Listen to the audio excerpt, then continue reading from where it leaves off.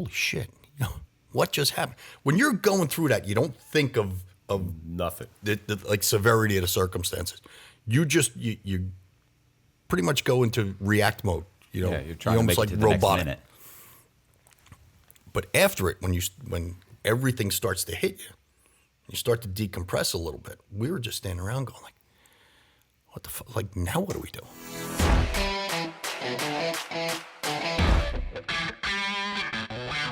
Hey, this is Matt Cox, and I'm going to be doing a non-true crime podcast today, and we're going to be talking to Kevin Donaldson, and this is Mike. I'm going to say Failace, but it's not. I'm wrong. It's your last name is Failace. Failace. Okay, but it seems like it's spelled Failace, but that's fine. And of course, he's got a bald head and everything. So there's a whole thing there. All right, so we're going to be talking about their podcast and their story, and I appreciate it. And I'm also going to throw this in here too. Like, if you like the video, do me a favor and hit the subscribe button, hit the bell so you get notified, leave a comment, and share the video to all your friends and family so they can check it out too. And I appreciate it. And here we're going to go. That's it. So, and I don't give a shit if I fuck up. Well, there's no. That's the one thing I want to ask. Cursing. Like, you want me to keep it? Yeah, I can do either way. No. Okay. I could care less. I mean, it does. I don't think it's going to change that much anyway. Okay. But like I was saying, when I started, like I was, like, he'll leave all this in here. Right. Listen, I've had arguments with guys on camera. We've had, get up and go to the bathroom and come back and everything. And the great thing is that the people that watch YouTube is like, they would rather have that than perfection. Yeah. I've been on other guys' podcasts where they actually will say the same intro like 10 times in a row till they get it perfect. It's like, well, stop it, bro. You're not perfect. Like, you fuck up. Like, I fuck up all the time. Like, I'd rather show you I fuck up. It's like everyday guys that are watching these things. So right. I think everyday guys fuck up. You want that perfectionist shit. But that's what makes you relatable. But when I first started, I wanted it to be perfect. And, it's just, I'm not perfect. Like, that's a lie. It's just not true. So, all right. So let's go ahead and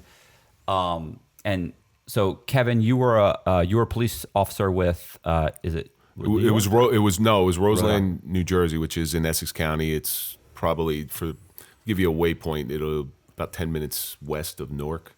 Okay. So we're a very affluent town, but everybody from the inner city came, and that's where they stole stuff. Okay. Yeah. All right. And Mike, you were an officer where? Lyndhurst, New Jersey. It's Lower Bergen County. Give you an idea where it's at. It's one exit over from Giant Stadium. We're about 10 miles west of New York City. Right. So I was raised in Florida, and I was educated in Florida too. So honestly, like, there's New York, and it was probably only about 5 or 10 years ago I realized that there was a difference between New York City and New York State. And you can't call somebody from New York State. So from they make it very clear, like, oh yeah, you're from New York. No, I'm from upstate New York. Upstate New York. Yeah. See, I have no idea. Like, very clear. I couldn't name. I'm not sure I could name all 50 states. I certainly couldn't name the. Listen, down here, I'm having a problem with the East and the West Coast. I'm calling people. I'm saying, hey, I'm going to be in Tampa. I live on the other coast. Yeah. Yeah, I don't know, but it's all foreign to me. By the way, I did hear your intro, and you're not the first person to call him a dick. I just want to make that quite clear. No. All right. So I listened to a couple of podcasts. You guys were giving each other a hard time the whole time. Well, it's an important thing for us because we're both. That's how police deal with stress. We deal with stress with humor, with some really dark humor. Yeah. So when I go after him, I can tell people in my life that I love them. I can't tell him that I love him, but I can break his balls incessantly and really hit him hard, and he'll know because he's in that life. All right, that's how he's showing that he cares about me. So, I mean, if someone from the outside actually heard the way we actually broke each other's balls, it's they'd worse. probably think we hate each other. Yeah, it's worse. Yeah. Listen. It's the same. When I got out of prison, I realized it took me a week or two to start to realize, wow, you really have to alter your behavior. Like, I can't talk to normal people. Like, when you're talking to somebody and I can look at them and tell they're like having these little little shocks almost to them, like and Tourette's. I realized, yeah, exactly. I started to realize I actually had talked to my ex-wife, and she was like, as I was talking, she has no problem correcting me. She's like, "Thank you, I appreciate that. Please." And I'm like, "Well, what?" And she's like, You don't say thank you. You don't say please. You don't say this. You cut me off. You're aggressive. You're that. And so I had to start altering my behavior, because in prison, like, you'll call somebody a scum, like, oh, you're a fucking scumbag and you're this. You know? But this is my good buddy. Right. Like, we're mean to each other all the time, and you can't be like that out. It spills over into our personal lives. So when we talk to people in our personal lives, it's very direct. It's this is the way that it is because you're used to doing it. Yeah, yeah. We're a little far removed from being police officers now. I think you're what, 6 years 6 out? years. I'm 8 years out. So it's slowly starting to fade, but it'll always be there in some form or fashion. Yeah, well, you think you're being assertive, but everybody else sees you as being aggressive. Correct. Right? And sees us as being mean, and Right. it's not a good thing. Like, I just see myself as assertive. You can't have that law enforcement dark humor with the general public. They just don't understand. Right. You know, like we go to different crazy scenes. I mean, you're in a room with dead bodies. Yeah.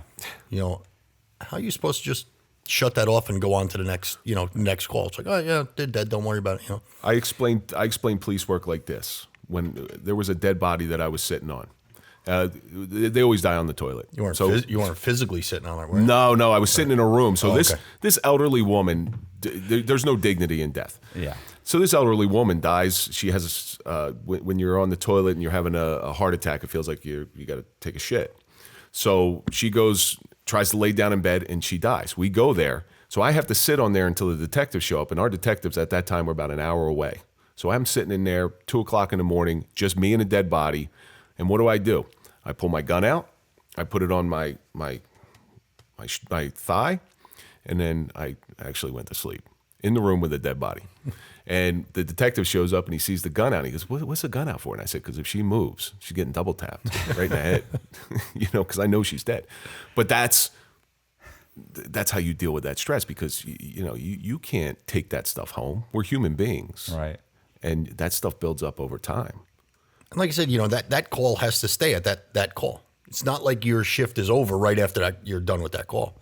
You have to go to the next call. Could be a domestic, or the next call could be just a regular like medical call. You have to leave that call behind you. You can't let it get to you, or you're not going to be able to do the job the right way. Right.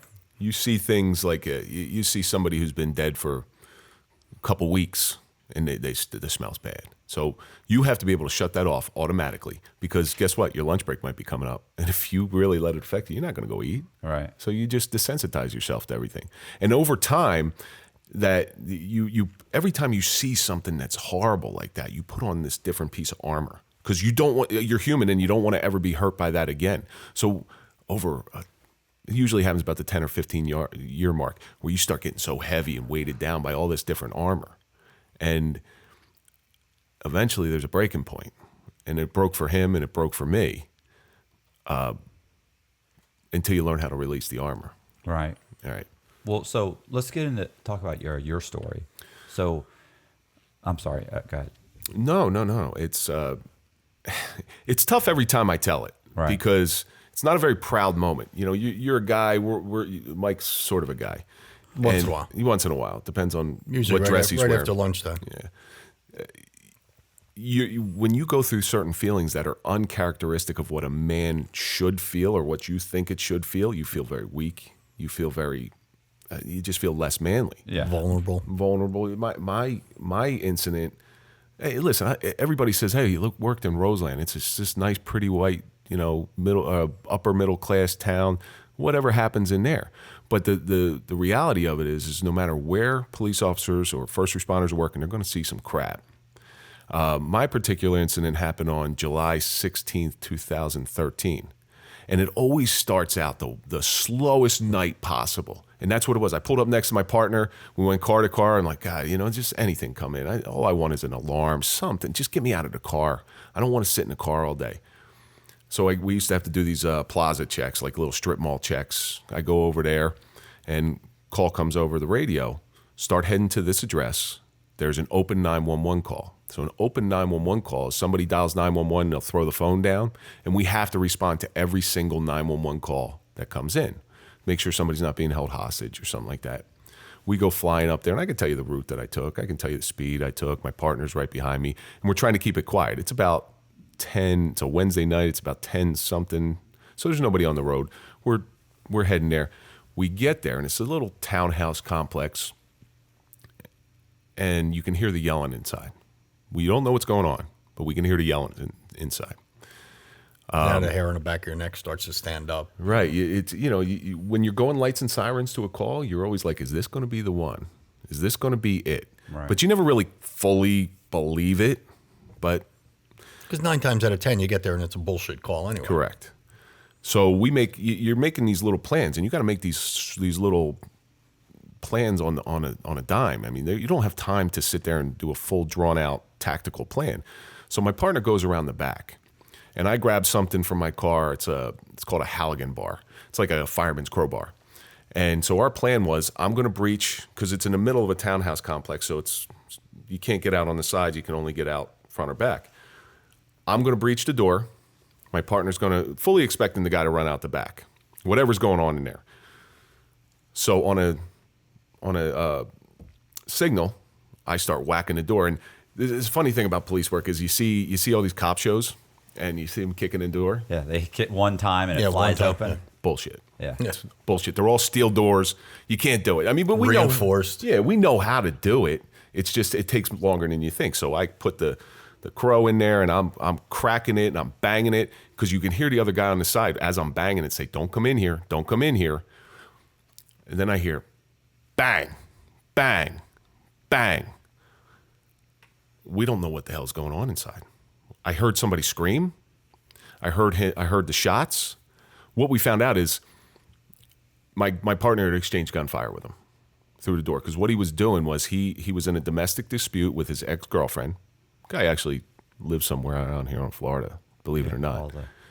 All of them do. Yeah. This is where everybody goes. Yeah. He was going to kill this woman with a 9mm Glock. As he's raising the gun, my partner exchanges gunfire with him. So we pull back. I was there with another officer who was standing behind me. We pull back, and it's that holy shit moment. You're like, what the fuck just happened? So you pull back a little bit. Other officers were showing up at the time, so I go around the back. Now, a townhouse deck, if I can give you a layout of it, it's about, like, say, 9 by 9 privacy decking all around. And we go up on the back deck, and there's a sliding glass door. I can see the victim. She's on the ground. She's terrified. Like, she's this close to being killed. But we can't see the guy. So we set up on the deck, and I get over into the corner. Like, if the entrance is on the left-hand side, I get over into the corner, thinking I'm in a really good tactical position, because I can see everything. I can see the victim over here. I can see everything over here. And our plan was, not the best plan in the world, but it was the only thing we had. We're going to throw a patio chair through the sliding glass door. We're going to make entry, and we're going to get the victim out. Because once the victim's out, it's game over. He can stay in there for 50 days. I don't give a shit. We throw the chair through the window, and bang. I see this muzzle flash. Now I'm about, say, 6 feet away. I see a muzzle flash. And anybody who's ever shot a gun, you get blowback. So the little grains of gunpowder, you feel them on your face. He was close enough to me, and I never saw him. He was behind a wall, and he kind of did one of these. I feel the gunpowder. I feel the bullet. The bullet actually missed my left ear by, say, 1/4 of an inch, less than 1/4 of an inch, what they suspect, because it hit something behind. And everything, it's so strange when you have a critical instinct, because everything just slows down. There's so much clarity of thought. But what you find out real quickly is there's 2 types of people in this world. There's people who run towards danger, and there's people who run away from danger. So of the 3 of us on the deck, and there was 1 officer behind, I think that guy's still running. I'm not certain. Right. He ran and he was a high-ranking officer. He ran so far away, left me for dead. Because now he was going out to call for backup. That's what they usually say. Yeah, well, he was actually going to call the chief, which was it's a whole other thing that pissed me off so bad. The other guys retreated off the deck. The ones that were on, say, if I'm looking at the sliding glass there, they were on the left. And they should have retreated because there was danger. I couldn't. So all of a sudden, my tactical position that I thought was so good was the worst thing ever. You're stuck in the corner. I'm stuck in the corner, and I got a 6-foot crawl through the danger zone in order to get out. So after the shots rang out, I hit the ground. And there's glass all over the ground, so I fall directly on my forearms, and I still have glass in my forearms to this day, but I look down, and again, very clear thought. I don't know whether I'm shot. I see blood. I hear people yelling behind me going, "Are you shot?" And I said, "I don't know." I really didn't know at that point. Your adrenaline's flowing so much. I mean, if you see like cop dramas or the real life ones like Cops or one of those shows, they'll say guy will say, "I think I'm hit." Yeah. Your adrenaline's flowing so much you don't know if you're hit or not. I felt like a dull pain in my shoulder, but it was I think I hit a chair on the way down or something stupid like that. But you want to talk about slowing down? Cops will take their keys, their car keys, and they'll put them on the antenna to their mic. I hit the ground so hard my keys popped off. I went and picked up my keys, put them back on my microphone, and I'm under fire, fully expecting this guy to come out. Now at this time, you start thinking about certain things. It's literally a 2 or 3 second window, but you have everything's in slow motion that I start thinking about my kids. At the time, I had a 3-year-old, I had a 7-month-old or 6-month-old, and these kids I'm figuring I'm going to die, right? Because it's going to be a hail of bullets. He already shot at a cop twice, so why wouldn't he shoot at him a third time? They're going to grow up without a father. My oldest will sort of remember me. My youngest will never remember me. I think about my wife, and my wife having to raise these 2 kids on her own. And then I was like, all right, well, you know what? If I'm going to die, let's do it. Let's do it. So I get in a prone position, which is on your stomach with your gun drawn, ready to go. Just waiting for the guy. Never saw the guy once. Never once saw him other than the muzzle flash. And I'm there for 20, 30 seconds. And all this just clear thinking goes through your head. Fully prepared, knowing, all right, this is my time. I'm cool with it. Yelling back and forth between the guy, come out. He's not moving. He's not talking, so he's still a threat. The guys behind me, the guys that didn't run away, one of them was Sergeant Terry West. The other one was Officer Jason Hyder. They stood by and they did their jobs, and they were able to lift back of my belt and get me out and just sort of assist me because I was in such a bad position. I'm 6'3", I'm 230 pounds. I don't move all that quick. I'm not built for speed. I get out, and then it's a July night. You sure it's 230? You sure you weigh 230? I think you're packing a lot more than that. Your head weighs 230. I'm able to get off, and then we hold perimeter for two hours, fully expecting this guy to come out, suicide by cop. We're going to light him up. But in this melee, in this confusion, we're able to get the victim out. The victim gets out. So now, hey, listen, danger's done. We did our jobs. And you're able to decompress a little bit while you're holding perimeter, going, holy shit, did that really just happen? It was crazy. But that's not even the worst part of the story. Because you hear all these things that cops go through. They get mentally screwed up by different critical incidents. You never think, hey, listen, I'm stronger than that. I can deal with this stuff. About I get out, I go to the hospital, and my wife, I didn't even have my cell phone at the time. So I had to borrow an EMT's phone. I left my cell phone in my car. I had to borrow an EMT's phone because all the wives talk. And, I didn't want her hearing from somebody else, hey, there was an officer-involved shooting. She knows I'm working that night. I call her and I say, look, Tricia, you know what? I was in a shooting. I'm okay. I'm going to the hospital. I'm not shot. I just got to get some glass removed from my arm. No big deal. And they said, okay, I was working Thursday that night. You can have Thursday off and just come back Monday. I'm like, cool. I got a 4-day weekend. This is beautiful. I go home from the hospital. I'm so amped up. So I go out. I even go out for a run. And then I finally get some sleep. I get like 3 or 4 hours of sleep. And then you wake up to the 50 different phone calls that you get from people. Everybody's curious, What happened? We're like a sewing circle when it comes to police world. Everybody wants to know what happens on a hot call. So my wife and I go to the movies, and we're watching a comedy. But in the comedy, there was like a loud bang. And I just like shit my pants. I can't move. I start hyperventilating.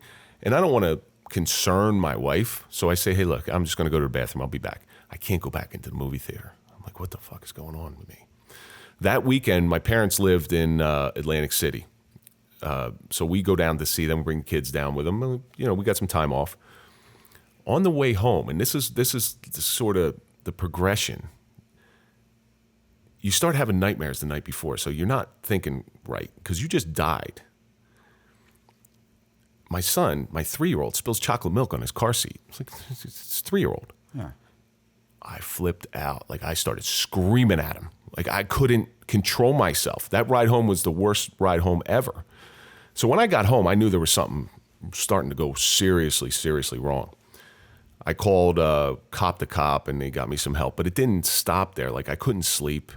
The nightmares started going on. All this stuff is going through my... And, of course, this is a long period of time until probably about a month after the shooting, I had enough. Like, I really just was broken. It was progressive. My son points a little toy gun at me once. He's 3 years old. He's playing with a Nerf gun. I flipped out. I grabbed the gun right in front of him, calmly snapped it in two, threw it in the garbage. And then I saw the look on his face. I walked out after I saw the look in his face, and I left the house, and I didn't come back for 3 days. I slept in the woods because then you start to get paranoid because you're not sleeping, and this stuff's going on in your head. I lived in the woods for 3 days, turned my cell phone off, but here was the weird thing. So when I was on, I never carried my off-duty weapon off when I wasn't working. I never carried. I started carrying my gun because I started getting real paranoid. And I finally come home, and one night it's 2 a.m, like, I'm not sleeping. I go in my office, and I said, you know what, this is it. I'm not doing this shit anymore. I'm putting my family through hell. I'm a different person. I can't handle this stuff. And you feel broken. You feel so weak. When I'm in my office, I had a little Chief Special 38 Smith & Wesson, nickel plated, beautiful gun. I take the gun, in my mouth it goes. I'd recently qualified with that gun. And, so I can still taste to this day the gunpowder on the end of that muzzle. I can feel the metal touching my teeth. And anybody knows anything about guns, it's a double action gun. So once you cock that hammer back, it's go time. It's the lightest. You sneeze, it's going to fire. I got it in my mouth, and I'm closing my eyes, and I'm crying. All I'm waiting to do is just somebody give me some reason. I don't want to do this. Somebody give me a reason not to do this. And I must have been down there for 20 minutes, just going through everything, like, telling people I'm sorry in my head. I'm sorry to my kids. I'm sorry to my wife. My grandfather, who was the most important person in my life, he'd been gone. I'm sorry. I'm not living up to your hopes for me. And then the whole incident replays in my head. It's like a movie. It just replays in my head. And I had a moment of clarity when I started thinking about my kids, where I just took the gun out of my mouth. I put the gun on the ground, and I stared at it for what seemed like an hour. But at that moment, I knew I had to get my gun out of my house because this was not the end. And there were other attempts of suicide after that. I was ready to make a permanent solution to a temporary condition. That's what I didn't understand at the time. And throughout this time, alcohol, you'll do anything to numb the pain. Alcohol, they medicate you. They give you Klonopin, they give you Lexapro, they give you antidepressants or anti-anxiety. And while you're taking the Klonopin, you're drinking. I mean, I don't know if you know anything about Klonopin. You do not drink on Klonopin. Right. It just intensifies. But the way I looked at it is, hey, it made my liquor bill go down. I'm taking a couple Klonopin, taking some drinks. It's intensified. Cheap date. Yeah. It ultimately ends up me going to rehab. And here's the thing. I went to this place called the Princeton House, and it's a great place. It's for they have a COPS program in there. Here's what I learned about going to rehab. I'm not an alcoholic. These guys, they're alcoholics. Like, I just have a problem. I'll get through the problem. And it went on like that. It went on like that until finally I tell my story in group therapy. And once I told my story, that armor that I was talking about earlier, a piece pops off. Now, if you're in shape, so you're a workout guy. What happens if you did a 20-year squat, and all of a sudden you take that barbell off your back? You're like, wow, this feels pretty good. I'm kind of light now. And I started figuring it out that, I've been numbing this pain for so long, and that I don't think that was the right way to do it. But in walks this guy one day. Now, Mike Failace, your new name is Failace, by the way. Hey, thanks. I've been called worse. You can thank Matt for that one. Yeah. In walks this guy. Now, I had known him for about 25 years at this point because I used to work with his brother before I was a cop. And I would know him, say hi to him, but I see him, I'm like, hey, Mike, what's going on? He's like, yeah, that Lyndhurst shooting, that was me. And but I saw that look in his eye, I could identify it. When you were away, when you were in prison, and you see somebody, that look of people that are just beaten and broken, you can identify it because you've been there at some level. I saw him walk in there, and I saw that look in his eye. I'm like, brother, you're going on a ride now, and I'll be walking alongside with you, but I can't help you. I can just tell you what I know. I'm about a year away from my shooting at this point when I see him, and then he comes in with his story. So you got to realize something. They say that cops are close-knit people, and thin blue line, all that stuff. When you're involved in a critical incident like that, a cop will come up to you and say, I know what you're going through. You got no fucking clue what I'm going through. Unless you've been through that, you have no clue what we're going through. That's why when I ran into Kevin at group therapy, that's what helped me the most. And I'll get to my story in a minute, but that's what helped me the most because this group therapy is all cops that have been in critical incidents, whether it be in shootings or... Yeah, I mean, we had a couple of them that it's basically close to death. And so we get diagnosed with PTS, and everybody will call it PTSD, but we've since learned to drop the D because it's not a disorder. It's a brain injury. And PTS, my definition of PTS is knowing you're about to die and then not dying and having to live with it afterwards. And that's what everybody in this group goes through. By the way, you have a bunch of cops in a room who've been through critical incidents. Some of the humor that goes back and forth. If anybody ever got a hold of those text messages, I'd be coming to you and say, "Hey Matt, what do I do? I'm going to jail. Right. What do I do? What do I pack? Yeah, what do I pack? Tell me, do I got to tape my asshole shut or something? That's my main concern. But Mike, him and I just clicked when that happened because I knew what he was going through because I had been there from a place of understanding. And my job now, and with Mike, my mission now is to identify those problems and go with it and help people go through it. Because if I don't, it's really a wasted opportunity. There is help out there for people that are involved in shootings. Like Kevin said, Cop to Cop. It's a great organization that helps people that are having mental health issues. But nothing's better than getting together with another cop that has done the same thing that you have.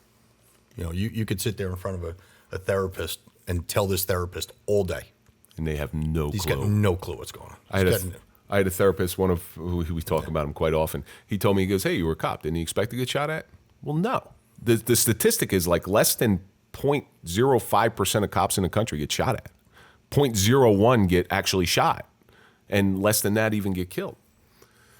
But it's still tragic when it happens. But Mike's shooting in Lyndhurst, that was a little different than mine.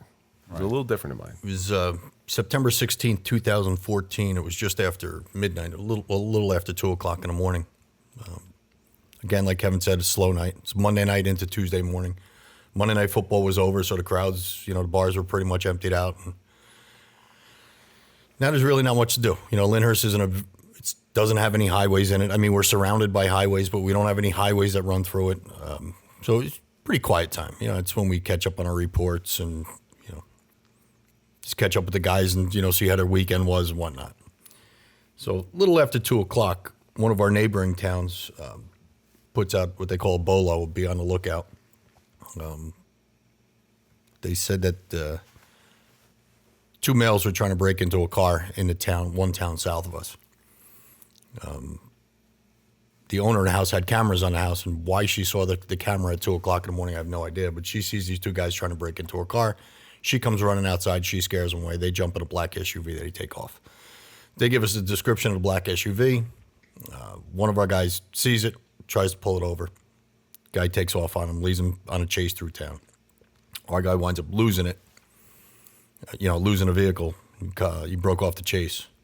Now, while he's in this chase, you want to talk about adrenaline? Your adrenaline is going 1,000,000 miles an hour. And you go through enough of these different chases that this is not going to end good. Either he's going to get away or it's going to be really bad when it ends.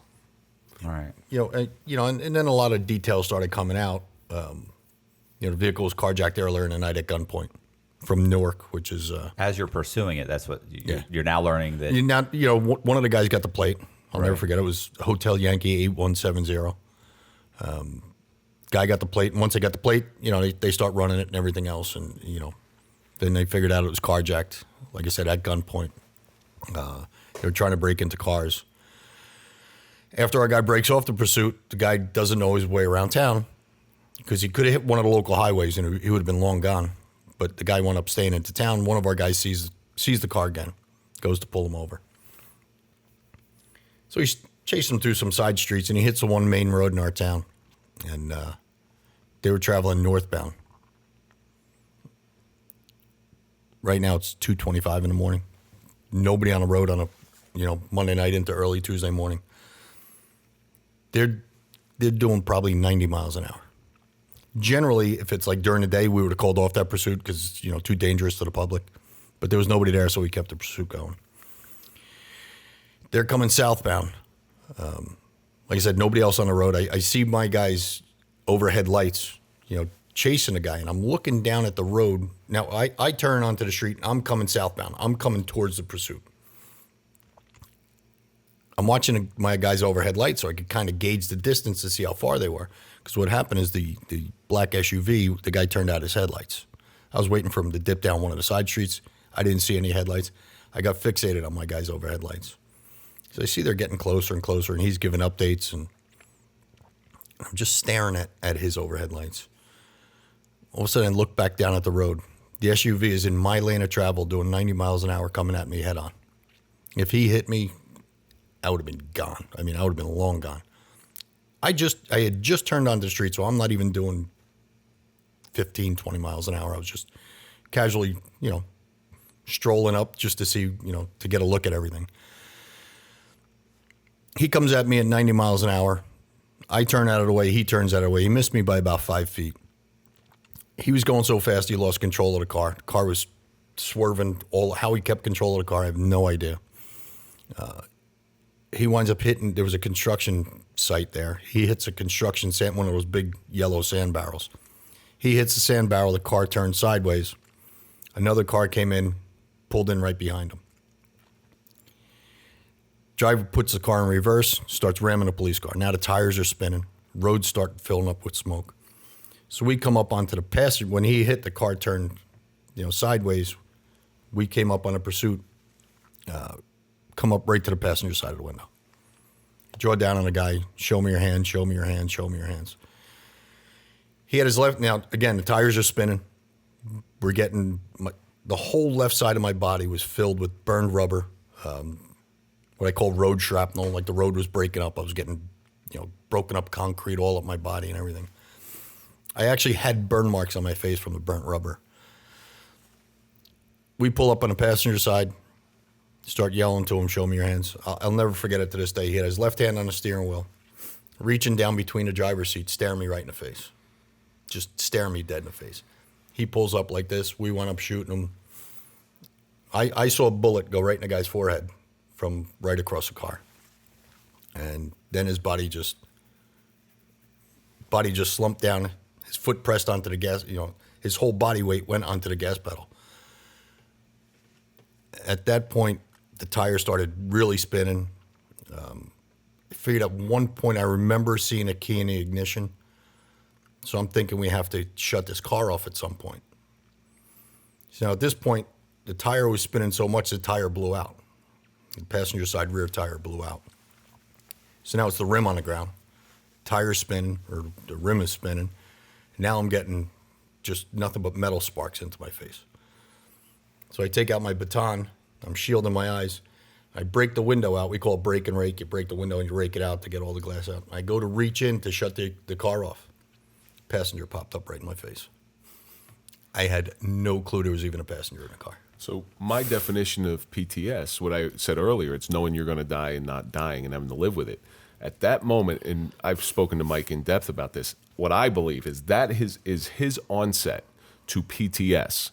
Because if that passenger had anything, had a knife, had a gum wrapper, he's gone. He said he could have kissed me. He was that close to me. Yeah, he's gone. What happened was, it came out later, but they made a pact to do anything they had to do to get away. The passenger knew the driver had a gun on him. So when we came up on the passenger side, passenger just reclined the seat and he laid back. So we actually fired right over him. Never even knew he was there. So he pops up in my face. I draw down on him. Show me your hands, motherfucker. You're going to get the same thing he got. So he just very compliant, put his hands up. I had a guy come. We carried ballistic shields in our car. Now at this point, cops were coming from everywhere. So there must have been like 10 cop cars around. 2 o'clock in the morning, we're the only game in town. So right. All the other towns are they're filling the area with it because everybody wants to try to get involved in something at that point. Which is crazy because they really don't understand what getting involved in this means. Yeah. Not only mentally, but now you're going to have to go through the court systems because cops, we're open to indictment just like everybody else. Yes, we have to follow Attorney General guidelines on use of force policies, but if we do something wrong, guess what? We're going to jail. Right. Plus now you get a log of all the cops that came there. You usually get the junior guy and he gets out the pen and pad and he's got a log every cop, what time they got there and everything else. So you're actually documented to being at that scene, whether you did something or not. So like I said, we carry ballistic shields in our car. One of the cars came up. I told him to grab the ballistic shield, hold down on the passenger. I wound up reaching in with my baton, and I actually got my baton into the key loop, the key ring of the keys, and I wound up shutting the car off. Now at that point, like I said, a lot of it I remember clearly, but I don't remember the timeline of it. I take my baton out again to get the passenger out. The wheels are still spinning at this point. I'm shielding my eyes, so I hadn't shut the car off before we got the passenger out. The wheels spinning, sparks are coming up in my face. I take my baton, I go to open the door. The door handle flies off.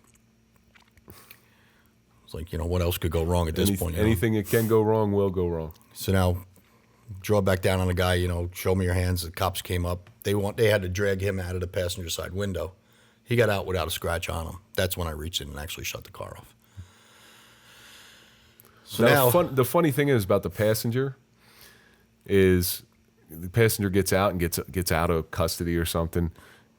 At this time, Mike is in group therapy, so I know I'm in contact with him. The passenger ends up getting shot in, where was it, Newark? He gets shot in Newark. And we all we're sitting around in group therapy. And I think it came out like the morning that we had group therapy. Right, it was, because we were all sitting looking at Mike's side. I'm like, where the hell were you last night? Did you sort of take care of business? So what happened was they were both gang members. Yeah. When we got the passenger out, he went to, the state police took custody of him and took him down to one of their barracks and interviewed him. And he gave up the whole story. We carjacked the car in Newark. We were trying to break into a car. Some lady came out of the house. We took off. The cop led us on a pursuit. He goes, we made a pact that day to do anything we could do to get out of there. He goes, I knew he had a stolen gun in the car. He said, I knew there was going to be a firefight, so I put down the seat. Told the whole story. Ratted out his friend, everything else.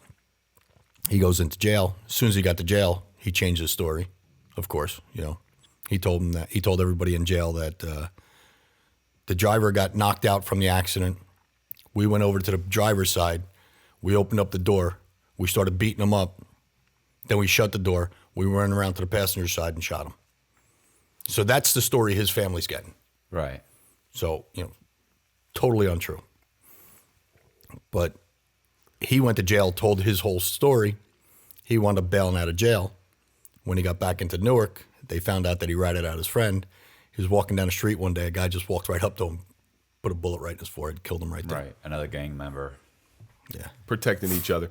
But you got to understand something. Mike took somebody's life. And you see movies and stuff, and everybody, they shoot them, and it's no big deal. Or they go right back to work. They go right back to work. It's not like that. You took somebody's life. You know, unless you're a cold-hearted killer or a sociopath or a psychopath, that's going to affect you in some way. And people don't understand. Just because we're cops doesn't mean, like, they dehumanize everybody. They dehumanize prisoners, okay? You were in jail. So all of a sudden, you're a piece of shit when you get out. But that's not true. You have a mother. You have a father. You have people in your life that love you. You have kids or whatever it may be. You're still a human being. You still have human feelings. I always say that's one of the things that pains me to today is I always wanted to meet his family. Listen, I know he's got a mother that loves him. I know he's got a grandmother that loves him. I know he's got a sister that loves him because they were all over the media. You know, they were in the paper every day saying, how could they do this to my son, my grandson, my brother? You know, he didn't deserve this. He wasn't such a bad guy. Meanwhile, he was 23 years old, just did 3 years in state prison for the same thing. But he was a good guy. You know, it was 2:27 in the morning. He was just out with his friends, you know. But being in a father, a stolen vehicle. But you know, and that's what they said too. A stolen vehicle doesn't relate to a death sentence. But they don't understand the whole story. Right. You know, they didn't see it the way I see it. They're only getting the media story of it. And of course the media is going to portray the cops to look like bad guys every time. Right. You know, one of the articles that came out in the paper, I'll never forget, I have a picture of it on my phone. It says, what we do know is police chased a vehicle and shot the suspect. What we don't know is why the cops shot at a guy who was in a car that was surrounded and there was no escape route. There was an escape. The escape route was going to be right over me. It was either him or me that night. But again, the family never heard that side of the story or doesn't want to believe it. And that pains me to today. We all gravitate towards the stories that we want to hear. You know, it depends on history is written from perspective of the victors. You know, I'm sure people in Nazi Germany had very good reasons for doing what they were doing in their mind. Right. You know, just like his parents. And another thing is we're both parents. I'm not sure if you're a parent or not, but I'd do anything for my kids. And I'm always going to believe my kids to some extent. You know, I'm always going to have their back. So I don't think I ever heard a parent say, yeah, my son's a real scumbag. No, You know, they're always going to fight for it. And Mike and I have spoken about this. To look at it from a parent's perspective, it's not that you say what they're doing is right, but you understand it. You understand the pain that they're going through. They just lost a kid, and that's a hard thing to deal with. But like Kevin was saying, you know, when you see these TV dramas about police and everything, they're involved in shootings and, you know, even movies and all that. They're shooting at this one, and then they jump in a car and they shoot. It's not like that. No. There is, when I tell you, I was so numb after the shooting. Like I said, I just put a bullet in a guy's head from 4 feet away. You know, Kevin said, unless you're some psycho, you know, a bloodthirsty killer or something, it's going to affect you. You know, and now you start thinking about everything. You start thinking about, am I going to be able to work again? You know, was I justified in doing this? What are my kids going to think? What's my wife going to think? I was married back then.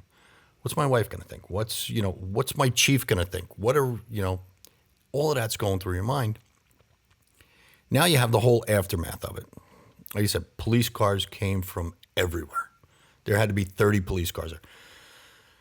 A New Jersey state trooper wound up getting into pursuit, and he wound up firing that night. And where my town is, it's situated right between the New Jersey Turnpike and the Garden State Parkway. Both of them run pretty much the length of the state.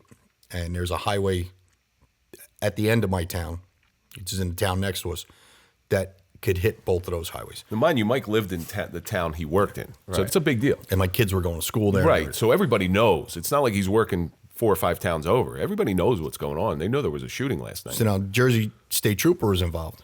The troopers, they're on the Turnpike and the Parkway. They hear one of their guys are involved. They all come up. There had to be 50 trooper cars there. Cars from every surrounding town there. But that bit you in the ass, though. Yeah.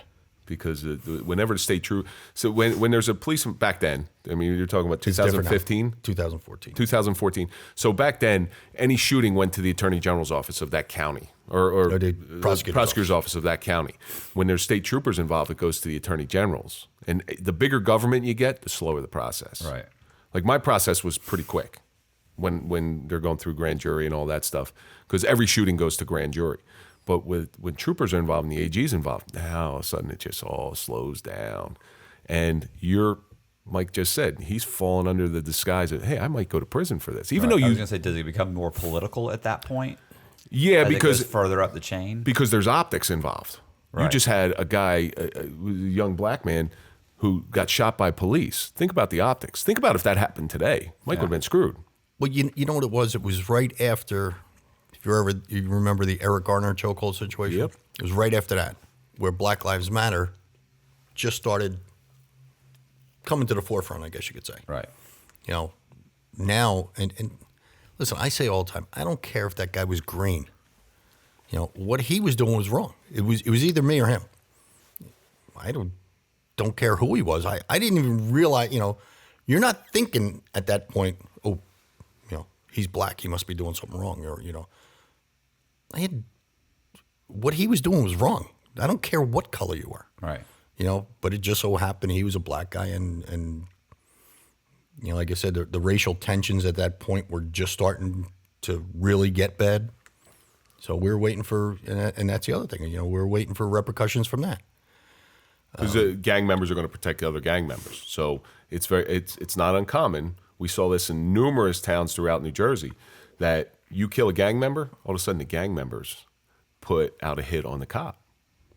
Now, there was a shooting in Jersey City. A guy named Melvin Santiago was killed by a gang member. He was executed. He was at a CVS or Walgreens or something. Guy came up, shot him right in the car. They found the guy who did it, the cops, and they got into a gunfight with him. They ended up killing the guy.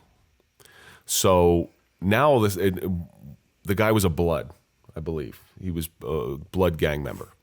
So now the Bloods put a hit out on the Jersey City cops, all of them, to the point where the Crips, because they're rival gangs, the Crips they actually spoke up and said, "Don't worry, police, we got your back." So now you're getting protected by the Crips because it's a political gang war. Right. It's crazy. That's crazy stuff. But Mike had a murder indictment hanging over his head for what, 15 months? Yeah. See, that's the other thing that people don't understand. You think that, you know, once you're involved in a shooting, they give you off the rest of the night, you go back to work. Right. That happened at 2 o'clock in the morning, September 16th. September 17th, we had to go meet with our attorneys.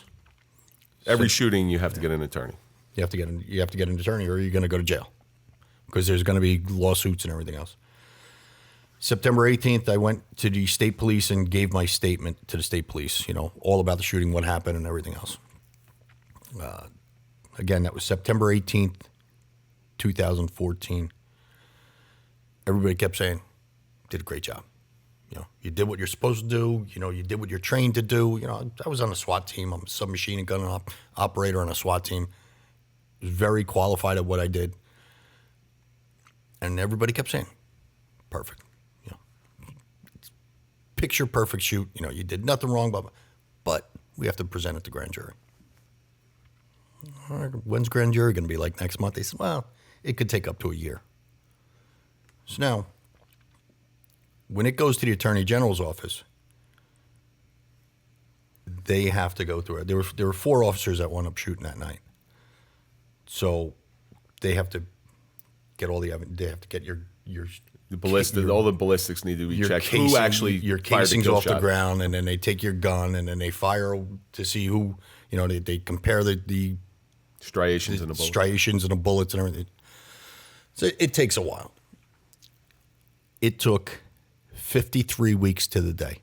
September 16th, 2014, we got cleared by the grand jury. September 23rd, 2015. In that 53 weeks, 1 year and 1 week, I didn't hear from the Attorney General's office one time. They don't call to tell you what's going on with the investigation. They don't call for any, you know, additional questions or anything like that. You hear nothing. Meanwhile, he's going through these legal problems, and think about this from a stress perspective. You're going through all these different legal problems, and he's starting to show some really unhealthy behavior coming at him. And so he had my stress plus one. So getting involved in a critical incident, feeling all the feelings that you're feeling, and then having to worry about going to jail, it was rough. It was really rough. I was sleeping usually about 2 or 3 hours at a clip.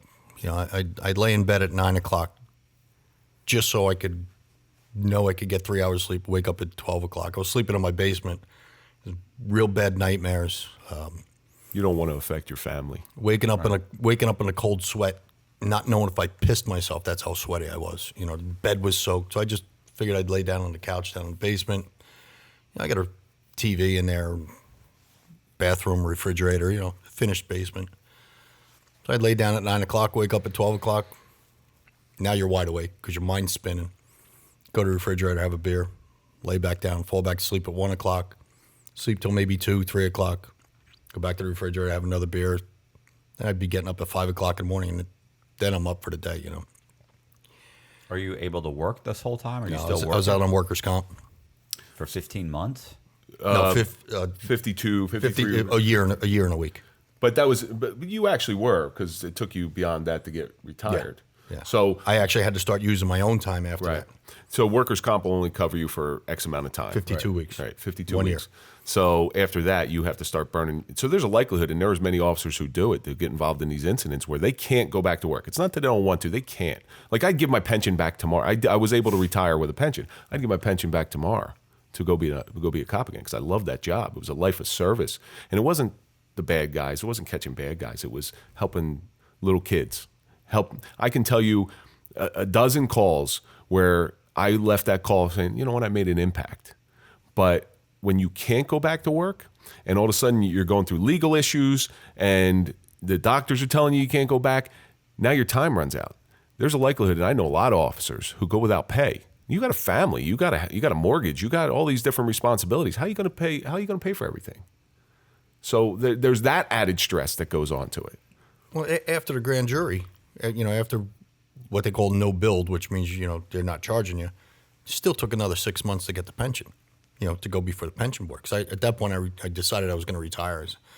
So, you know, I'm not, I couldn't picture what I went through in that year. I couldn't picture ever going through that again. And I told my chief right after the shooting, and my chief was great with me. I said, Chief, I'm not going back to work until grand jury. I said, now, first of all, I was involved in the first fatal police shooting in Lyndhurst history. Never happened before. Nobody really knew what to do, and it's no fault of their own. You know, like I said, my chief was the best. He was there. Anything I needed, he was right there. But he'd never been through it. They've never been through it. Now, the state trooper that fired, right after the incident, there was cops all over the place. Me and another guy from my department are just standing there saying, like, holy shit, you know, what just happened? When you're going through that, you don't think of nothing, the like severity of the circumstances. You pretty much go into react mode. You know, you're trying to make it to the next minute. But after it, when everything starts to hit you, you start to decompress a little bit. We were just standing around going like, what the fuck? Like, now what do we do? You know, state police were there, and believe me, they've had a ton of shootings in their career. They came up with a team of guys. Their trooper there that was fired, that wanted firing that night. They got a circle around this guy, and you just see the whole circle walk out of the scene. Gone. Never saw the guy again. Never saw the guy again for a couple of weeks, and then we actually become good friends after that. But nobody from Lyndhurst knew what to do. So I told my chief, I'm not going back to work until grand jury's over. I can't go back to work with a murder indictment hanging over my head. If this same situation presents itself, if I hesitate and I'm killed, fuck it, I'm not here to worry about it. If I hesitate and my partner gets killed, I'm not going to go ring a doorbell and say, I fucked up, daddy's dead. So I'm not doing it, because it just weighs on you constantly. It's just that burden that's always in your mind. You just took a life, and now you did what you're paid to do, what you're supposed to do, what you're trained to do. I felt like a suspect for 53 weeks, and it wore on me. I mean, took its toll on my marriage. Going through a divorce. Took its toll on my kids. Like Kevin said, I think it was 7 minutes after the shooting. Lyndhurst is a small town. You got the grapevine there. They know that there was a shooting in town. So I picked up my cell phone and I called my wife. I said, listen, I've been involved in a shooting. I'm okay. I'm going to the hospital. Because you're always told that as a cop, when you're involved in a shooting, get out of the scene, go to the hospital. You take your blood temperature, your blood pressure, all that stuff. My wife decides she wants to come up to the scene. She grabs her sister who lives 2 doors down, her husband. I had like a family reunion at the crime scene. I'm telling them, just get out of here. I got to go to the hospital. Go to the hospital. I come back that night, and we have a command post. And the chief said to me, he goes, what do you want to do now? I said, Chief, you know what? I said, I really just want to go home. I said, I want to go see my kids. Because my kids were in the school district at that point. They're going to know there's a shooting, and they're going to know I was working. I said, I just want them to see me. So before I went to the hospital, I told my wife to go home. I said, listen, when the kids wake up, tell them. Tell them the whole story, because they're going to get, bad. They don't want to hear it from their. They don't want to hear it from their friends. They're going to get shit stories in school, and then then they're going to people are going to say, oh, your father shot someone last night, So I said, go home and tell the kids. I'll get home before they go to school, and I'll never forget it. And this is what gets me the most. I walked in the house, and my wife and kids were sitting at the table eating breakfast before school. And my kids came running up to me and just gave me like the biggest hug. And I just felt them both just like melt in my arms. And that was one of the points I said, you know what, I just can't do this anymore. I can't do this. I mean, what happens if I'm back to work and I'm working at midnight? Like Kevin said, I live right in the town. If I'm working at midnight and the kids hear sirens, what are they going to be thinking? Well, if he would have went back to work, and I've learned this over time, there's a couple things that are going to happen, because we know officers who are involved in multiple incidents. As an officer, like we were talking about earlier, where you see all these horrible incidents, you have a glass, and it just starts getting filled with water. And then you have a critical incident such as these, that glass just spills over. So if you go back to work, young guys have an easier time in general. They have an easier time because their glass isn't filled. They haven't seen as much at that point. But the older guys have just seen all this stuff, and it spills over. So if you go back, you're going to become more aggressive. You're going to end up tuning somebody up for minor stuff because you see a threat in a different way than you did yesterday, pre-incident. So you're either going to get fired, you're going to go to jail, or you're going to be dead. I've heard this several times from different people. And I strongly believe that was with me, and I'm pretty sure it's the same thing with Mike, where you're just hyper alert of anything, and you're going to think the next person coming down the street without their headlights on because they forgot to put them on, oh my God, it's a stolen vehicle, here we go again. And you're ready, that's when you start getting in trouble. So you can't go back to work at that time.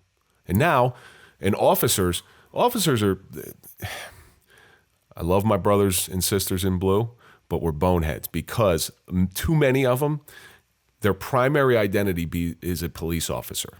And one day, being a police officer has an expiration date. One day that ends. Now what? Now what do you do? You just took my primary identity away. And that's why you'll see officers dying very soon after they retire. There's blue suicide is at an epidemic level where I think we're 1.7% per 100,000, and the national average it varies between 1% and 1.2% of everything, every type of profession in the world. So we're always at a higher risk for this stuff because that's who we become. We become that officer. We only hang out with cops. We only trust cops. If you're an outsider, we're not gonna treat you the same way because you don't understand. So it's a dangerous situation, and it bothers me. So that's why Mike and I now, we deal with other officers because we've gotten through it. We deal with other officers who are involved in critical incidents, in first responders in general. And that's kind of the genesis of when we started this podcast. I started this podcast because I realized that my reaction to suffering was so wrong because I was constantly running away from and trying to numb it. And I used the prairie fire analogy. So years ago, I read stupid shit. It was how to survive critical incidents, or how to survive worst case scenarios. That's what the book was, and one of them in there was a prairie fire. So in Florida or New Jersey, we don't have a whole lot of prairie fires, but the way to survive it is you run towards that fire, because if you run away from it, the prairie fire gets bigger, bigger, bigger, Right. and it ends up consuming you. Now, if you run towards it, you'll get through it. You'll be scarred, you'll be charred, but you're going to get through it and you're going to be alive. Yeah, you're going to be in what's already been burned at the very least, and you're safe. You're safe. But police officers, when we go through these critical incidents, we just numb it. They medicate us. We don't know how to deal with it, when all you have to do is just go up to it and own it and embrace it. And we've had conversations, Matt, and that's one of the things that I really do admire about you is what you did, is what you've done in the past. You've owned it. You're like, yep, I did this stuff. That's what I did. You don't try to hide it. You don't try to make excuses for what you did, other than you like the lifestyle, which I can understand that. Right. But you've owned it. This is what it is. If we can get people to own their damage, then they're going to see that on the other side of that damage, it's really a beautiful place. We've taken it upon ourselves, everybody that, well, not everybody, but a lot of officers from New Jersey that were involved in shootings, Right. will reach out to someone from their department. Say, listen. Clandestinely, I mean, it's not through any organization other than the Suffering Podcast or our nonprofit Dental Development Project. That's all we do. We because someone needs to tell you what's going to happen. Your department could tell you, okay, they're going to take your gun. That's the other thing. They take your gun from you, which is emasculating at that point. Because now they're at the scene that night, they took my whole uniform, stripped me down to my underwear. I was standing in a command post in my underwear until they got me clothes. Not an uncommon event for Mike. Well, I did get promoted 3 times. So Yeah, listen, in New Jersey, here's how you get promoted. You dirty your knees. That's pretty much what it is. just standing in a command post in my underwear. But we do reach out to these different towns now, and we've helped quite a few people say, listen, here's what's going to happen. And we take them step by step through what's going to happen. And I give them all my cell phone. I said, listen, you're going to start getting these weird feelings. You're not going to know why you're thinking. Like Kevin was saying, he had a gun in his mouth. Part of post-traumatic stress is one of the things that come along with that is suicide.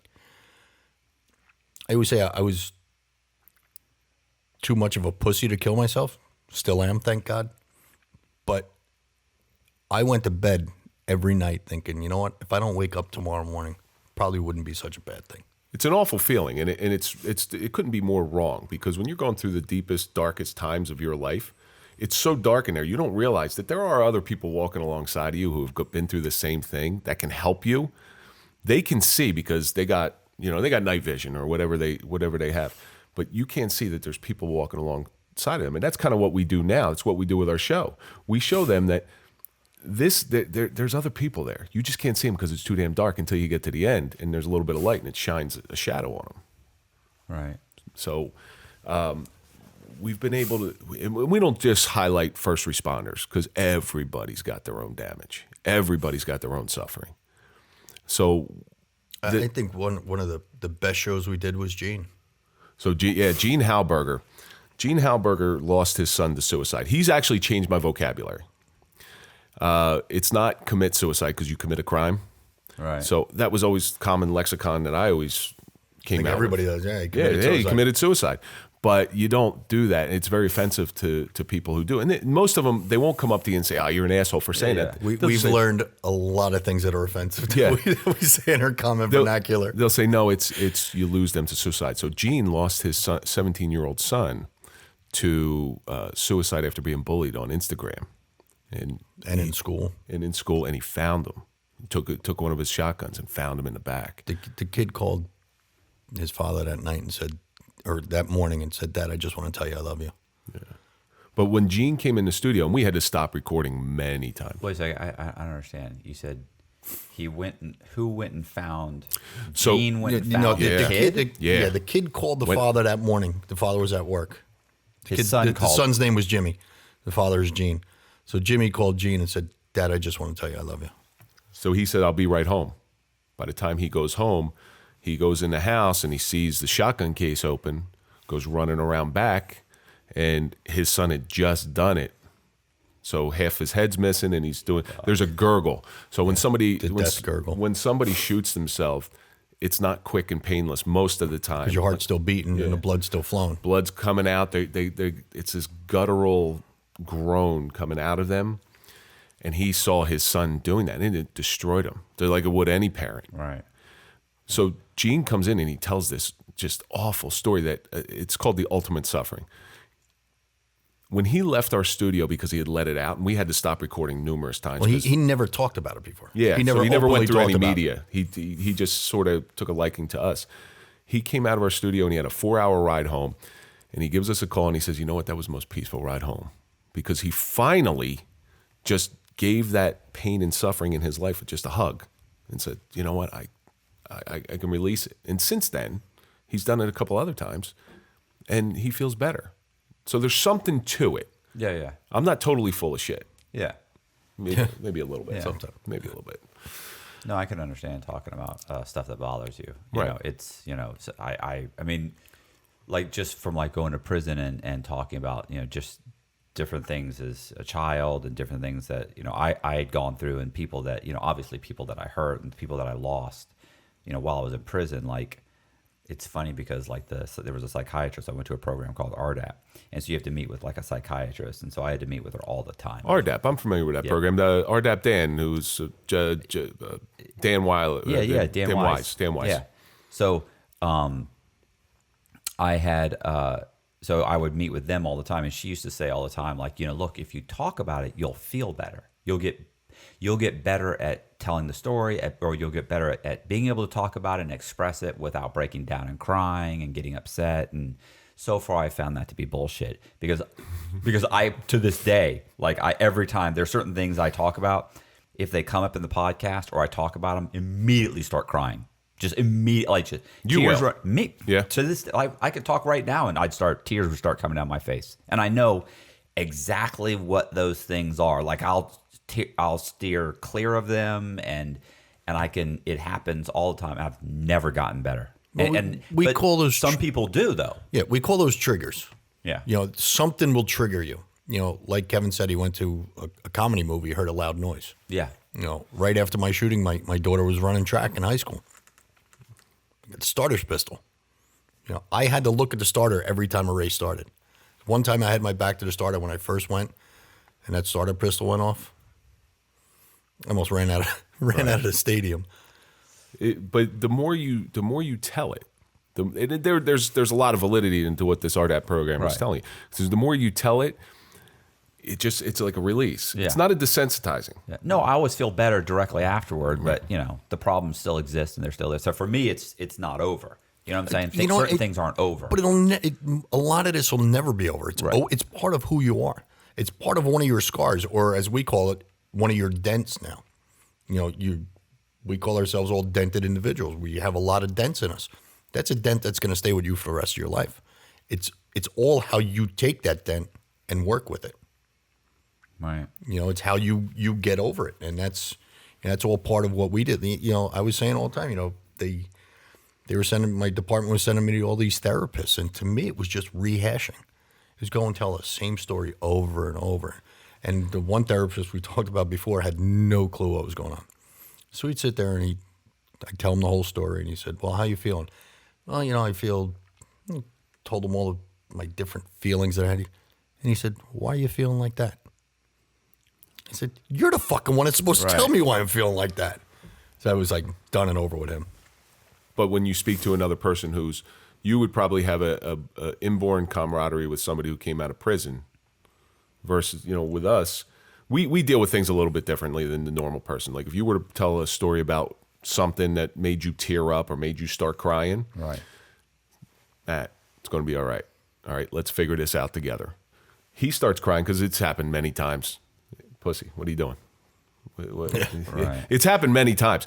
But again, it's going back to that dark humor where that's how, listen, I identify with what you're feeling. I understand what you're feeling. So let's work this out together. It's the same thing. It's just said two different ways. Right. And that's how we work through stuff. But the funny thing about, you know, dented individuals is we can still operate. We can still move forward. We're just not as pretty as we once were, but we're still functional. Right. And that's where so we started a nonprofit out of the Suffering podcast called Dental Development Project to help these people, because we're doing all this stuff. So we're like, let's name it. Let's do it together. And so far we've had a lot of success, and on a small scale, but we've had a lot of success. Right. How did we even come up with that name though? Oh Christ. So he's going to make me give him accolades about him coming up with a name, because his ego's huge, man. And the slogan. I always listen. I combat that by saying I started the podcast prior to Mike coming on. He came on at episode, I don't remember what the episode was. Episode 9. Yeah. Thanks. Highest downloaded episode. Yeah. Yet, So anyway. I forget what the episode was, but I always say our success today is because I brought you in. Right. Because It's all me. It's all me. I'm the genesis of everything. He was getting like 4 downloads like before. Yeah, It was yeah. him, his wife, his kids. But when he came in, it was funny because he came in and I'm like, you know what? There's something there. There's some meat there. And Yeah, then, you have a good chemistry with certain people. right. And you're sitting down in front of somebody who we had dinner last night, but I don't know you. Yeah. Okay. And you have to sit down in front of somebody and make them feel comfortable in 10 minutes, 5 minutes, 15 minutes, however long you sit around and bullshit. It's tough. With 2 people there, it's really very easy. Like what you do is different than ours because you're alone doing it. It's tough. People don't realize that. Well, I only disagree because I'm lucky because the people that I'm typically sitting across from were in prison, and just like you said, Yeah. there is that A common bond. yeah, absolutely. You get there and you've been through a shared experience, and so there's just this immediate connection and trust, and you sit down with them and you start talking and you have shared experience. That shared experience it changes everything. Well, it's like Kevin. It's the same thing with like law enforcement. We could just look at each other and kind of give them like, yeah, I know what you're talking about. Same thing with you and and other inmates. You have that experience and you could play off of each other like that. It's nice. It's not. There's so many things like you don't have to break down and explain what this means. Yeah. You just talk in your typical vernacular, and they totally understand. As opposed to like when you said the bolo. Like I know what a bolo is, but most people don't know. And so you're like, what that means is this, and what that means. We'll see what that happens when this happens. No, you can't go back to work. You have to do this and this. With another cop, you're just like immediately. Yeah. So what happened? You just go through it, and the story doesn't take 2 hours. It takes 10 minutes. Yeah. And Right. Well, it's even terminology. So you can talk to somebody from prison and say, hey, what did you think about whatever process you had to go through with police? It's like, oh yeah, I got in a modified Weaver stance. I was ready to, right. I was in the shooting position. I was using a SIG P220 45 caliber, stuff like that. Like it just, you can tell the story in a little bit different way. One of the things that I've learned from podcasting and from being on different interviews is I have to respect the fact that people don't know that terminology. Yeah. So I have to explain it a little bit more. And I was just gonna say it's funny. You'll meet somebody else who gets out. Like if they just got out, you'll say like how do you feel around 4:00? And they're like, oh, bro, I still get uncomfortable. Like I know I'm supposed to be in my cell waiting like for count. Yeah. If you say, hey, how much? Hey, what about this? What about that? There are little things that you can say. And they go, oh man, I still feel uncomfortable with this, or oh no, I'm way, but like I don't even bother me anymore, bro. That didn't even, So there's that's great. There's part of that life that you lived. Yeah, yeah. Well, and especially in prison, like prior to that, like there's all kinds of stuff that I have like if you're like a drug dealer or something, I have no real understanding of exactly what's going on, but. I do know that if I talk to some guy in prison and I say, you still wake up at 5, and they'll go, yeah, that's when the COs turn their lights on. It doesn't matter that just like with even my girlfriend is like, you're just like, you're waking up at 4:00. She's like, do you ever sleep? And I go, I can't sleep past 5. I absolutely cannot be in bed past 5. That's when the COs turn the lights on. Like I just can't do it.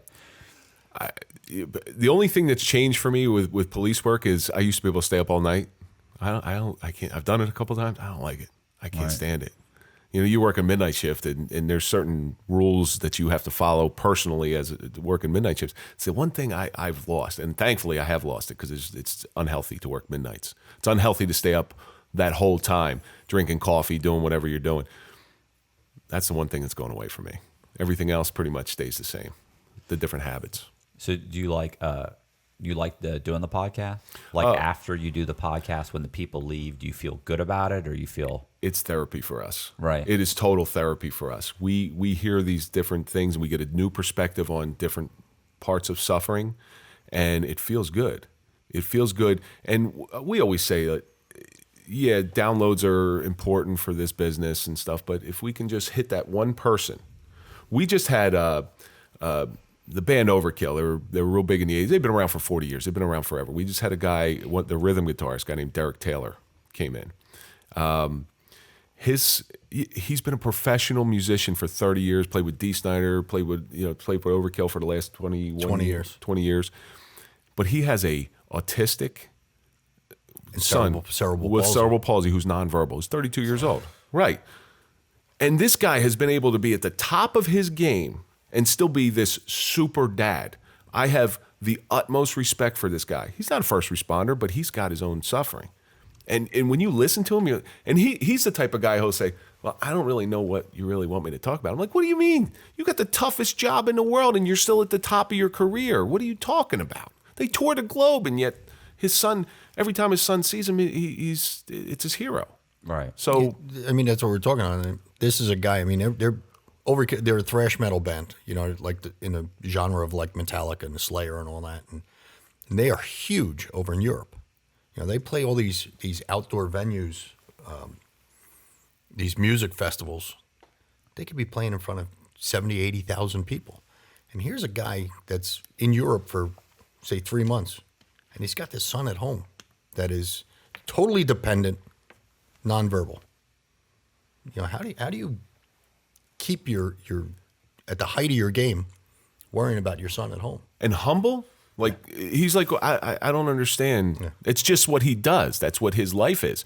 So I just spoke with him the other night, and he got a message from somebody on social media about, hey, look, because he's also adopted. He goes, look, I was an adopted person. I adopted 8 kids, 3 of which are special needs, and you really gave me a lot of hope. Like stuff like that, when you get stuff like that, you're like, okay, now that's why I'm doing this. And that's what we would continue to do. We'll continue it for as long as people download our episodes. Right. Because again, without it, it's still fun. When it no longer becomes fun, then maybe we'll have a different discussion. I think one of the best things is the relationship that we have with a lot of the former guests now. They're all family. Yeah. We tell them that when they leave, you know. Fortunately or unfortunately, you're part of our family now. Like we were talking about Gene Hallberger. He has a golf outing every year. We go to that. We go to that and just won't even, like last year, I didn't even tell him I was showing up. Yeah. Just showed up, and when he looked at me, his whole face just dropped. Came over and gave me a big hug. Because it's just all part of giving back, you know. Our suffering is unto ourselves, but other people are going through suffering that need, whether it be a kick in the ass or you know, shoulder to cry on, you know, an ear to listen to you. And that's what we're there for. And that's what we do this podcast for, to help other people out. Listen, what I went through and what I'm still going through after that shooting, I wouldn't wish it on my worst enemy. Because it never goes away, just so everybody understands that. It subsides a little bit, but it never goes away. You still have flashbacks, you know, for years. I mean, I still, like I said, one of the last things, when I put my head on a pillow every night, one of the last things I see is that guy's forehead just opening up, you know. I thought it was the guy pulling his pants down in front of you. Well, Jesus. That's usually right after that. But think about this, though, Matt. So this podcast, we talk about everybody being family. We have a group of friends now that are second to none, and they are so diverse. You know, we're friends with the dirtiest cop in New York City and a mobster. Last night, that was a group. Yeah, that was a group last night. I mean, thank God no cameras are out last night. But they all, just like, they all own their damage. And we have pro sports guys. We have Derek, who's a professional musician. And then we have all of our first responders friends. friends. It's an amazing thing. And Mike and I say this all the time. When we sit back and you actually sit back and you reflect upon all this stuff, just think about all the people that have been in here. Just reflect upon it for a second. You're like, wow, I lived this. Like, what's going on? I'm nobody. I'm a piece of white trash from South Jersey. That's all I am. I'm still white trash, right? Yeah, I was just gonna say, you beat me to it. Yeah, no, I just disarmed you on that one. Yeah, this has been a horrible podcast, bro. This is depressing. This is killing me. Like, I'm almost fucking in tears. Like, it's just listening to you guys. I mean, you guys seem to be having a good time, and this is like, well, you know, typically, like these guys, at least the criminals have fun stories. I'm sitting here like he's tearing up. Your eyes are tearing up, and I'm thinking, gee, I'm like, Jesus, this is horrible, bro. It's like, what'd you say to me before? Last night, your girlfriend looked at me and said, "What's wrong with him?" Yeah, what's going on with this guy? Well, people what's his story? See, now you get to go upstairs and tell her what happened. Yeah, it's just you have to pivot. Yeah, they're horrible stories, and as cops, we had a lot of fun. Yeah. Like I could sit here and tell you fun cop stories all the time, things where I laughed uncontrollably, stupid things. Yeah. But when I do these things, when I tell this story and it reaches that one person, that's what makes it. That's the light. Right there. That's what makes me feel better. That's what makes them feel better. And that's what this is all about. Like, if you want to hear fun cop stories, I got a million of them. I was going to say, like, you know, it's funny just interviewing people. It's like sometimes I interview somebody and, you know, like as horrible as maybe horrible things that they've done, you know, but they have a great outlook, you know, on it. Or other things, people have done stuff that's not a big deal, and you can tell they're like depressed about it and they're upset about it, and I feel bad, and they want to apologize and they want to do, you know what I'm saying? It's the same thing when I do podcasts and I'll go and look in the comments. Like, people are like, you know, he's bragging, he's a piece of shit, he's a fucking this, he's that. It's a, you know, you have a lot of people that say, you know, oh my, you know, he was brilliant, he was this, he was that. But it's like, you know, people don't. Like, nobody wants to see me sit here and, you know, cry and be sad about my story. It's most of the time when I tell a story, it's entertaining. But what you guys are doing is you're out there trying to help people, and it's also therapeutic for you. Mm-hmm. And, you know, so it's just a vastly different podcast. It's a different feel to it. That's all. You know what? That's why we lighten it up with humor. Just so you know, that's why Mike and I will bust each other's balls constantly, because it is serious. You're absolutely right. It is dark. But it doesn't have to be. We're trying to show people that your darkest of times don't need to be so dark. Right. You can have fun inside. You can still be a normal human being. You know, it's like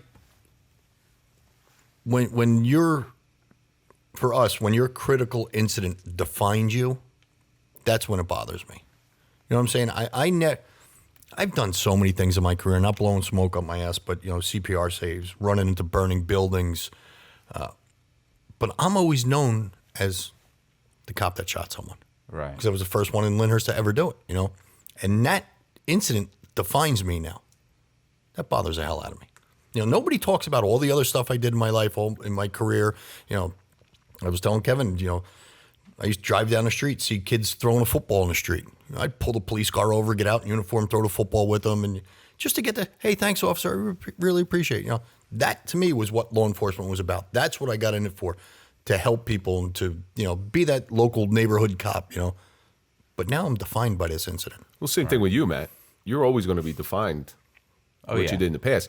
You make these beautiful paintings, you write these books, you do all this other, you do this podcast, you do all this other stuff, but you're always going to be defined by that. Yeah, no doubt. One of the guys we were with last night, John Elite, he will always be defined, no matter what he's doing now. And John is doing some really great stuff. Like, he'll go out and talk about the mythology of the mafia life, but he's always going to be defined as John Gotti's hitman.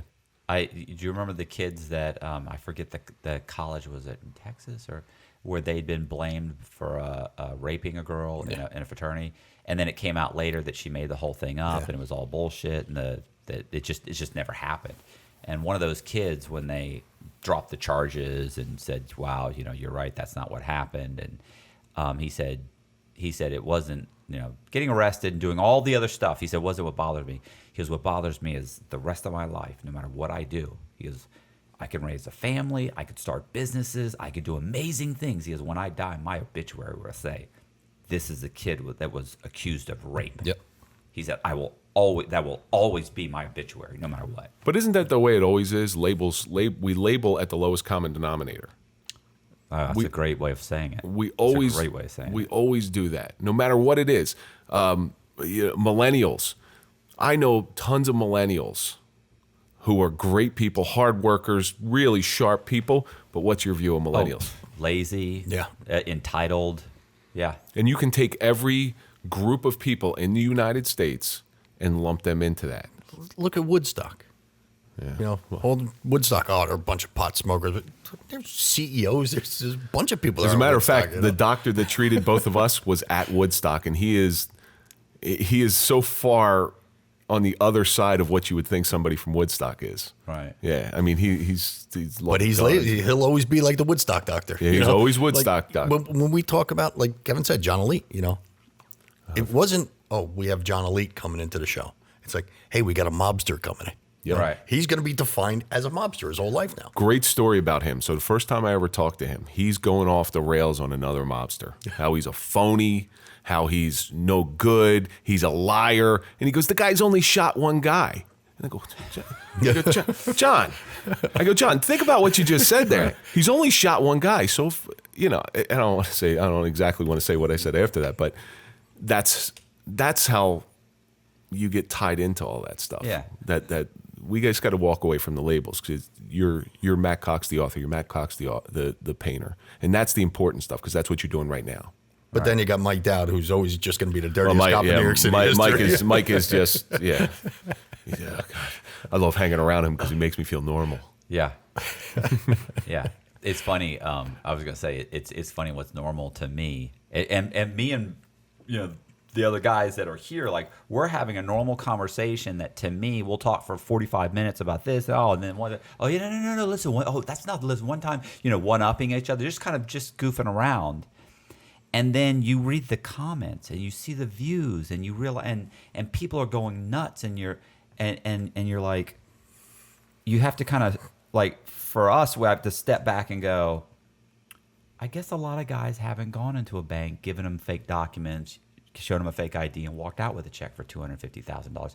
Yeah, that is a little odd. Like I'm always curious or shocked when people find me fascinating or start saying, bro, what this was amazing, and this and this and this.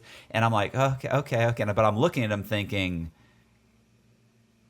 that was just, for me, a natural progression.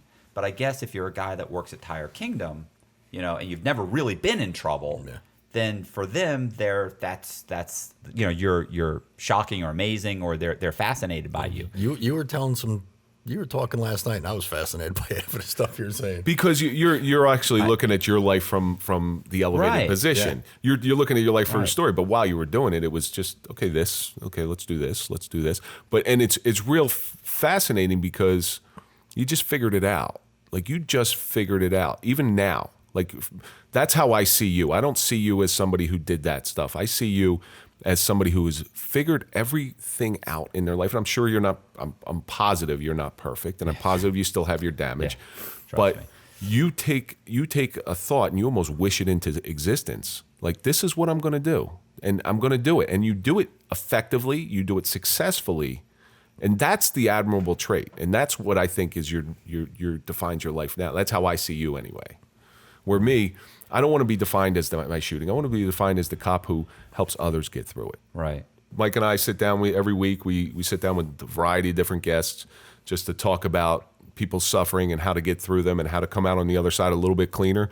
Just visit thesufferingpodcast.com. There'll be links to all of our Instagram accounts, Facebook, LinkedIn, TikTok, Twitter, all those things. And then our second portion is Dented Development Project. You just go to denteddevelopmentproject.com. We are a nonprofit organization, 501c3, trying to do our best in order to pay the help that we received forward. Right. So if you could go to that link and get involved, we'd greatly appreciate it. What we do with Dented Development Project is we, any money we raise, we donate to families or officers and their families of first responders that are in need. If God forbid someone, is lost to suicide or something, we could throw them some money, and so that's what we do with all the money that we raise for that. We don't take a penny out of that ourselves. I was gonna say if you send all the links to, so all the links will be in the description section of YouTube, which is one of the reasons I was saying you should definitely think about doing the YouTube thing. Did you see what this guy looks like, Matt? You want me to put him on camera? So you can put all in the description. We'll put all the links and everything. And and I've listened to podcasts, and they're heart wrenching, but hard to listen to. Yeah. But they're great. They're actually very professional. Your voice on is. Not you, but he turns my mic down. You got a great voice. He does. He's got a radio voice. Yeah, he does. He's got a voice for radio and a face for radio too. That's why we're not going video. The funny thing, now when you listen to yourself, here's just a quick question I got for you. When you listen to yourself on your show, do you like your voice? No, I never watch my shows. Almost never. Like I very seldomly do I watch. And it's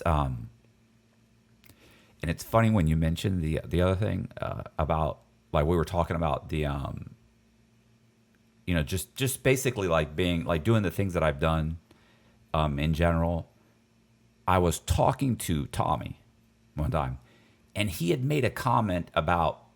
We were talking. I don't think we were on video, where he had said I had said something like, "Yeah, I said, this is what happened. This is how my life progressed, and I made a bunch of bad decisions." I said, I would have rather have been, teaching my kids, soccer team, and just been a normal guy, and I said because and been happy, and he said he goes, oh well those guys think they're happy, and but the truth is that's how I wish my life had progressed. Like he was like kind of mocking the average guy, the average middle class guy, but the truth is like I envy that guy. Like when I say Tire Kingdom or I talk about working at Walmart or something, and I say it, people always think I'm mocking them. But the truth is I envy those people. I wish my life had taken that path. It was that great scene that Robert De Niro does in The Bronx Tale. Right. When he's talking to Colodro, and he says, you think these guys are heroes, or you think these guys are courageous. Try getting up and going to work every day. Right. And those are the real heroes. Right. And I couldn't do it. Yeah. I couldn't do it. I wish I could. But you're doing it now. I mean, I'm doing it now, but So what? Now that I've trashed everything. But you haven't though. And again, this is the whole point of it. You haven't. You can start from there is a starting point from step 2. You just got to figure out a way to do it. And you do that. So just because you did what you did doesn't mean you can't do great things in the future. Right. I'm working on it. Yeah, I mean, but even just look at I'll let you in. Paintings that you have. I mean, yeah, no, I want to let you in to be part of the police world. You're crying, you sissy dude. I'm sorry. Yeah, I know. I forget. Was it? Danny? I just want to make you feel like a little bit of a family. Danny said something one time when I teared up or something, and I said, "Yeah, I cry easy." And he goes, "Well, why is that?" I go, "Because I'm kind of a pussy." That's what I mean. And he was like, "No, he was like." Hey, listen, you're a real person, though. That's an emotion. Crying's an emotion. Laughing, crying. If you show no emotion, that's when I believe you got no hope of turning your life around. When you show no emotion, you got no hope anymore. You're just gonna stick right in that rut you've been in. Up until I went to prison, like I probably cried 3 times my whole life. Then I went to prison, and then really since I got out of prison, really I think not just that. Really after I got to 26 years, I've been crying like a bitch ever since. That might be like releasing your past. But again, okay, there's a perfect point. You cried 3 times. Is it really the right way to do things? Or is what you're doing now the proper way to deal with your emotions? No. This is the better way. Instead of getting pissed off and walking away and burying it and feeling like shit and not sleeping for 3 days and no. Well, they say never let them see you cry. Well, why not? Yeah, I don't know. Why not? Yeah. Enough of this male macho bullshit. We all have feelings, we all have emotions, and they're gonna get out sometimes. And if you don't like me crying, I'll pop you right in the face. I mean, that's all it is. But thank you very much for having us here. I do truly, truly appreciate you having us on your show. Absolutely, and letting us come in your house. This is this is nice. I just wish ordered some better weather for us. Yeah, we come all the way down to Florida. It's 50 and rainy. Come on. And I got shorts on today because I said I'm in Florida. I'm wearing shorts. Yeah. Yeah, there was ice on my windows. Like I don't know what to do. Like the other day, I immediately turned on. It was 30 degrees, and I hit the windshield wiper thing. Like we were going to the gym, and nothing came out. I go, and Jess looked at me like, "What are you, an idiot? It's 30 degrees. There's ice in they're frozen. What do you think's gonna happen?" Like, oh yeah, that's right, the ice thing. I forgot about that. Well, very impressed by Jess, by the way. Very impressed. So I have a feeling why you're so successful now, because you got a good woman behind you. Yeah, well, this month. You need the whole story. Oh boy, I'm trying to help you, brother. I'm trying to help you, and you're burying yourself. Well, you got beat down a little bit last night because everybody was blowing you up, and she was like, "Oh, God, no, not again. Here we go." Yeah, she knows. I'll say, "Did you see that guy? He thought I was awesome." She's like, "He doesn't know you." So. Hey, I appreciate you guys watching, and if you like the video, do me a favor and hit the subscribe button, hit the bell so you get notified, leave a comment in the comment section, and share the video to all your friends and family, and I appreciate it, and I will see you.